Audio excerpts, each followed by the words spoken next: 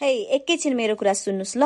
तपाईहरुलाई लाग्छ आमा बन्न सजिलो छ, आमा बनिसकेको च्यालेन्जेसहरु त झन् तपाईलाई थाहा नै छैन। यति भाडा माजिन्छ त्यति त तपाईले आफ्नो मुख पनि धुनुहुन्न होला, त्यति धेरै भाडा माज्नु पर्छ।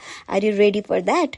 अनि तपाईहरुलाई लाग्छ कि यो भाडाहरु माज्न पनि त्यति नै सजिलो छ भनेर जब बच्चा उठेर आउँछ भने यु आर रङ, टोटली रङ है। अनि बाबुलाई फेरि यसरी नै सुताउनु पर्छ। बाइ द वे म पनि त्यो मान्छेमा काउन्ट हुन्छु जो राति सुत्ने बेलामा एउटा भिडियो पोस्ट गर्छु र बिहान उठ्दा लाग्छ कि ओ माई गॉड मेरो त भिडियो त आज त मिलियन के भ्युजमा पुग्यो होला भनेर। तर बिहान उठ्दा रियलाइज हुन्छ कि you are back to where you have started. तर म हार मान्नेवाला भन्ने छैन। यो कम्पिटिसन मेरो र टिकटकको बीचमा हो।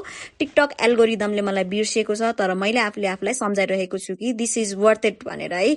सो म एभ्री डे आफ्नो मिनी ब्लग चाहिँ हालि नै रहेको हुन्छु, पोस्टहरु कन्टेन्टहरु हालि नै रहेको हुन्छु। तपाईहरु मध्ये कतिजना मदरहुड जर्नीमा हुनुहुन्छ तपाईहरु पनि मेरो पेजमा वेलकम गर्छु। अनि तपाईहरुलाई पनि के च्यालेन्जेसहरु आइरहेको छ प्लिज शेयर गर्नु होला। म चाहिँ आफ्नो च्यालेन्जेसहरुलाई खुशी मानेर त बस्छु हैन, तर मेरो खुशी हुने चाहिँ एउटै मात्र अप्सन हो, त्यो हो चिया। आई लभ चिया। अनि त्यसैले चिया बनाउँछु बाबु सुतेको बेलामा। एक कप चिया चाहिँ मैले इन्जोय गर्न कहिले पनि छोड्दिन। तपाईहरुलाई कस्तो लागिरहेको छ त मेरो कन्टेन्ट भन्न नबिर्सिनु।